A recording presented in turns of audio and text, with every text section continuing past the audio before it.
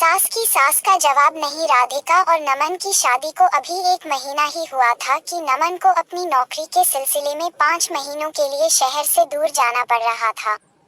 ये बात जानकर राधिका सिसक सिसक कर रोने लगी। वह नमन से दूर नहीं रहना चाहती थी। वह चाहती थी कि वह नमन के साथ रहे, लेकिन उसने अपने ससुराल में किसी को नहीं दिखाया कि वह बहुत दुखी है। नमन भी चाहता था कि वह राधिका को अपने साथ ले जाए, लेकिन उसे ऐसा लगा कि शायद ये बात माँ को अच्छी नहीं लगेगी। एक दिन बातों बातों में नमन ने अपनी माँ से कहा कि वह राधिका को अपने साथ ले जाने की सोच रहा है। तब माँ ने ना तो हाँ कहा ना ही ना की, बात को टाल गई। अगली सुबह राधिका को कहने लगी, क्यों राधिका, हम तुम्हें अच्छे नहीं लगते क्या? तुम्हें हमारे साथ परेशानी है रहने में, जो तुम नमन के साथ जाना चाहती हो? राधिका सकपकाते हुए बोली, नहीं ऐसी कोई बात नहीं। सास बड़बड़ाते हुए बोली, भाई आजकल का जमाना ही अलग है। बहू को तो ससुराल से तो कोई मतलब ही नहीं होता, उनका बोलना काफी।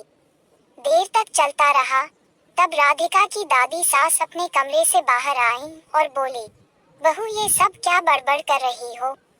नमन राधिका को ले जाना चाहता है, इसमें राधिका को क्यों बुरा भला सुना रही हो? दादी सास अब और जोर से बोली, भूल गई तू? जब तू शादी करके आई थी और लल्ला को ऐसे ही बाहर जाना था, तब तुझे मैंने बिना कोई सवाल किए तुझे उसके साथ भेज दिया था। जरा सोच, तब मैंने तुझे उससे अलग रखा होता तो?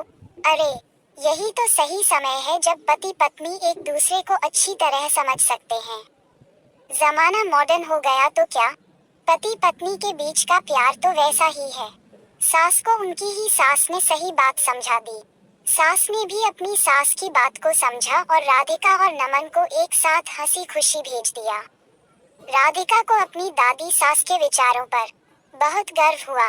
आपकी महत्वपूर्ण विचारों, कमेंट्स की अपेक्षा है। धन्यवाद। आपका शुभचिंतक Santosh Kumar Sonkar, my YouTube at your well विशर।